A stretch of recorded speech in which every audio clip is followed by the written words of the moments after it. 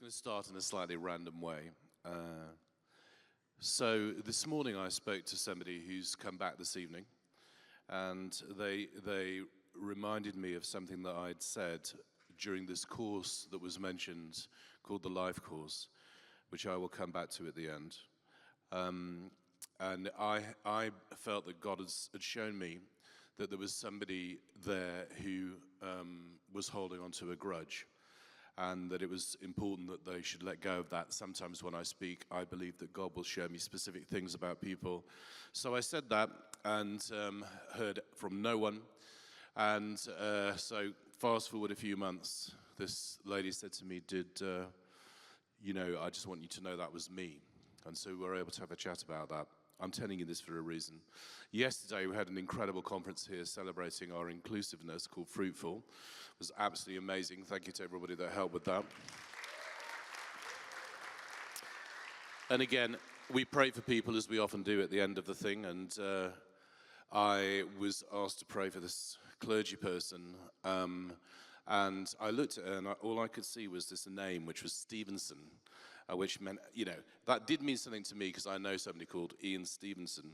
And sometimes I've seen that God will show me that this person is like that person. So I was kind of expecting that. But I said, so I'm just going to ask you a random thing. Does the name Stevenson mean anything to you? And she said, well, my husband's called Stevenson. We've got 3 sons. I said, that'll be it.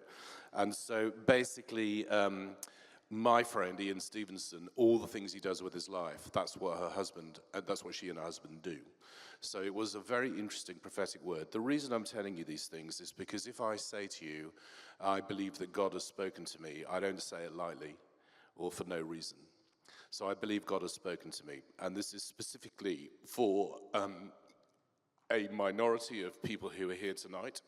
It's a very simple thing, and it's this. This is the time. This is the time. I'm going to come back to that at the end. So for a minority of you, this is the time. Anyway, on to more important things. Do you fancy a pizza? What do you want? Cheese and tomato, ham and mushroom, or mighty meat? There's also Mexican, ocean feast, and oriental. How about Roadrunner, duck special, or vegetarian deluxe? What size pizza do you want? There's medium, large, or super. What kind of crust do you want in your pizza? There's a salami and cheese crust, a garlic and herb crust, or a salami and garlic and herb crust. What kind of garlic bread do you want with your pizza? There's garlic bread with cheese, or garlic bread sticks. What kind of side order do you want with your pizza? There's chicken wings, chicken nuggets, chicken barbecue, onion rings, corn on the cob, potato skins, jalapeno peppers, or cream cheese. What kind of man do you fancy? Tall man, short man, rich man, poor, sexy man, suave man, one who doesn't snore. What kind of woman do you fancy? Chic woman, cool woman, wild woman, off the wall, shy woman, perfect woman, lets you watch the football. Who will you watch for in the next Strictly Come Celebrity Big Brother Island Factor? Back to pizza. This is now public participation time. How many of you always order the same pizza? Okay. How many of you never order the same pizza? Interesting. How many of you have ever used a pizza company simply to order Haagen-Dazs? Ridiculous people. Would I be a much happier bunny if I embraced a totally different pizza experience? I don't know. Maybe I would, maybe I wouldn't. An overwhelming daily diet of choice encourages me to conclude that there are no ultimate answers and that the best I can do is to work out what is right or tasty for me at any given moment. At a personal level, I cannot simply purchase a painkiller. Oh no. I have to choose between liquid or pill, tablet or capsule, name brand or chemist's own, extra strength or normal, small or large packet. It's enough to give me a headache. At a national level, we are an intercultural society. At a political level, we're attempting to celebrate a plurality of religious and moral beliefs. Surely, that's just the way it has to be. Am I not a lonely captain, being tossed around on vast oceans of choice, doing my best to chart a course defined by what I take to be my truth? With so many options available, truth just has to be relative, right? No. Truth cannot be relative in the same way that dustbins can't be pussycats. Beyond the trivial, it is obvious that we face complex situations in life and choices, and where it's difficult to work out what is the right way, especially now that we allegedly live in a post-truth world. Also, it's foolish to believe that every question admits of a simple answer. However, it is equally foolish to say that there are no absolute answers. Whatever else it is, cancel culture is a restatement that there definitely are some important absolutes. In fact, it is an act of intellectual hypocrisy to dogmatically insist that the truth is relative. If you are absolutely certain that we cannot be absolutely certain, you are not a relativist, you are an absolutist. Not only is hardcore relativism philosophically impossible, crucially, and this really matters, virtually nobody lives as though the truth is relative. Most people would agree that it is absolutely wrong to kidnap and abuse children. Surely nobody would seriously want to maintain that the Holocaust was right for Hitler. The truth is that if we want to sustain any kind of community, we absolutely have to define a whole series of absolutes. For example, theft in our community is wrong. Murder in our community is wrong. Spurs will never finish above Arsenal. I believe in two absolute claims of Christianity. Absolute claims. One, Jesus is the Son of God. Two, he was raised from the dead. That's Christianity, right there. Nothing else. Jesus is the Son of God, raised from the dead. It's on the basis of these claims that we dare to baptize people. I do not believe that these things are true for me or relatively true. I believe they are absolutely true for all people. I believe they are absolutely true for two reasons. First of all, because when I was an atheist, I studied the evidence for these claims at Oxford while I was studying law. Secondly, because of my personal experience of the living Jesus, which I take to be confirmatory evidence of the historical claims. This means that I am no longer convinced that atheism or agnosticism is the best truth we can establish, which at one stage I absolutely was.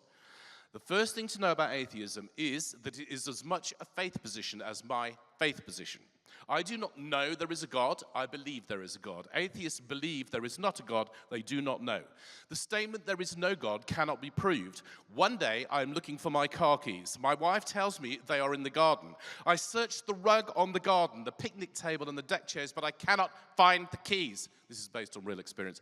I go back into the house and I proclaim the keys are not in the garden.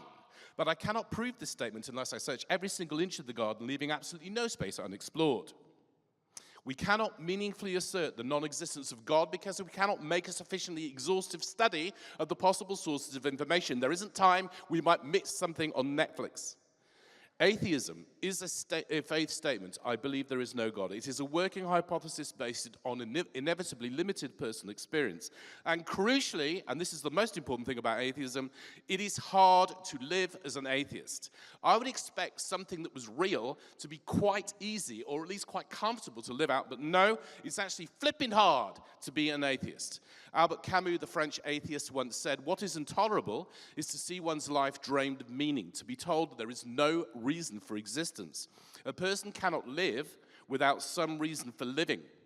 The German philosopher Nietzsche spent the last 10 years of his life in a lunatic asylum, and his biographer attributed his decline to the attempt he made to live out his own atheistic philosophy. What can I say? Despite new atheism, which was pretty cool about 10 years ago, let's say, most people are not atheists, despite the hilarious and adorable Ricky Gervais. No, I mean that. Hilarious and adorable. Still wrong. Many of us believe that there is some sort of component to life beyond the material. Indeed, we want to think of ourselves as spiritual. But concerning God, most people in this country are agnostic. We don't know what we believe about God. We don't know what God is like. We aren't sure. Now, I think we should distinguish open agnosticism from professional agnosticism. There are many who simply don't know what to think about the question of God's existence or the nature of God. And they might be interested in an open inquiry into a question of this kind. Professional agnostics, though, are more dogmatic or fundamentalist than this. They're absolutely certain we can't be absolutely certain, which, as I've pointed out before, is a contradiction in terms. And this often comes from an elevated belief in the power of science to deliver entirely reliable propositions about the way the universe functions, by contrast with non-scientific disciplines, airy-fairy things like history or theology, which cannot. Of course, all scientific claims are based on the best working hypotheses too, considering the evidence exactly as historical claims are. There is a basic logical difficulty with atheism which we absolutely have to come to terms with. After all, there either is a God or there isn't a God. In answer to the question, are you breathing? There are two possible answers. One is yes and the other is no.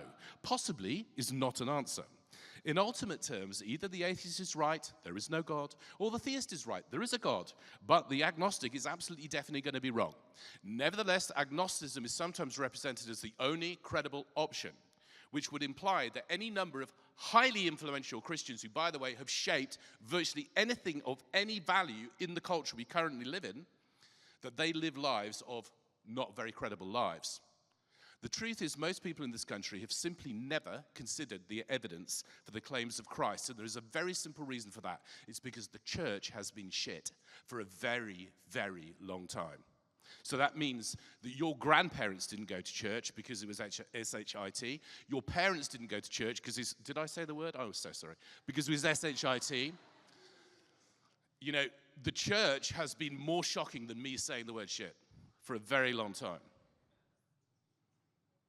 That's why people don't go, because it hasn't been credible. It's been credible in other countries, by the way. You know, in China, they had a revival which affected about 100 million people. 100 million people joined the church. Do you know where the church is really growing now? Iran, where it's completely illegal to be a Christian.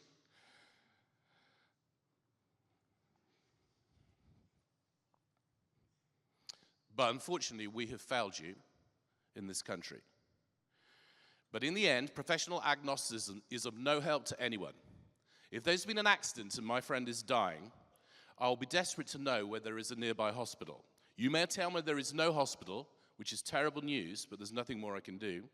You may tell me there is a hospital, in which case I will do everything in my power to get my friend there as quickly as possible. But if you tell me there may be a hospital, there may not be, I'm likely to think thanks for nothing before walking straight past you and dismissing you as irrelevant. Not knowing, as a point on the road to discovery, is perfectly sensible. As a settled opinion, it is of no use to anyone. Now, this is an important question. Does that mean if you've wandered in here today supporting your friends being baptized, if only you'd known, right, despite the Prosecco? Thank you very much for coming. They do very much appreciate it. I know that because we've been doing this for a long time. It means a lot. So, a critical question. If you just happen to have wandered in here like some kind of moth to the flame, not knowing what you're doing, anyway, does that mean you have to become religious? God forbid. First of all, Christianity is not a religion. It's a claim that it's possible to have a living relationship with a person called Jesus. I suggest the historical Jesus was the least religious person that ever lived, and that religious people have been the biggest threat to world peace throughout history. You do not need to worry about being religious unless you are religious. The existence of multitudes of religions in the world show us how widespread it is the desire to connect with something beyond ourselves. The religions are an attempt to organize the human quest for God. We seek him here, we seek him there, we seek him everywhere. People search through ritual and sacrificial devotion, in ancient polytheism, in modern crystals and manifesting. Jesus claims to be the absolute end of the religious quest. He says, "Come to me, all you who labor and are heavy laden, and I will give you rest." I will give you what you cannot find anywhere else, no matter how hard you search. I will give you rest. Not I'll talk to you about rest, give you my 7 principles of rest. He will literally meet you and give you rest, just as we heard, despite whatever is going on in your life. He will meet you and he will give you rest. The story of Jesus is not that of humanity in search of God. It is of God coming in search of humanity, coming as near as breathing, as close as hands and feet in the person of his Son. so that nobody need wonder any longer what God is like, because he's shown himself to us in flesh and blood terms, in terms we can totally understand. Imagine a child wanting her father's attention, plucking at his trouser leg, wanting to find a way up. Imagine now the father sweeping down to catch the child up in his arms, lifting her high and crying out, "My daughter!" The claim is that God our Father has reached right down in the person of Jesus so that he might lift us right up. Have the people who've been baptized a few minutes ago made a great decision? Well, that all depends on whether the claims about the person of Jesus are true or not. Experience says that people like us are interested from time to time in the big questions of life. I mean, not all the time. We've got series we need to watch and things we need to do on social media, right? Because that's crucial. But from time to time, we are actually interested in some bigger questions above and beyond, what am I going to eat tonight? Questions like, does life have a meaning? Is there a God? What happens when I die? That kind of thing. But we lack a proper context in which to explore these questions properly, other than down the pub, when we answer all the questions, but we just can't quite remember what we concluded the next day. So, to help with this universal problem, we run a course called the Life Course. For those who have questions about life and its meaning, we run it twice a year. The next one will be in the autumn. And I want to tell you exactly what this course is. It happens downstairs, very nice food. I drone on for about 25 minutes. We meet in small groups. The team brings alcohol. The team brings alcohol. Small group chitter-chatter. There are three kinds of small groups. One for people who've just turned up in London who are Christians, who are joining the church. Two, for people who do not have a label and do not want one, thank you very much. They're here to explore the big questions of life. And then we have a specific group as well for LGBT people, in case that would make people feel safer. So, we meet for 7 weeks. No, nobody can come every Wednesday. Yeah, sometimes you've got to do your French class or whatever else you're doing. You don't need to tell people you're coming. That's quite popular, not to tell them, right? But you could just come, sneak in. It's difficult coming into a church, isn't it? Do you know, again, it's because we've been crap.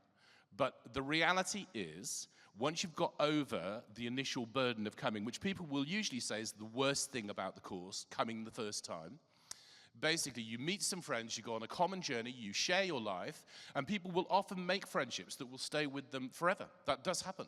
You just go on a common journey of exploration. Nobody puts you under any pressure. We start right at the beginning with what people today find meaningful in life, when we go on from there. We do raise some Christian questions, of course, but people can raise any question they want, talk about absolutely anything they want.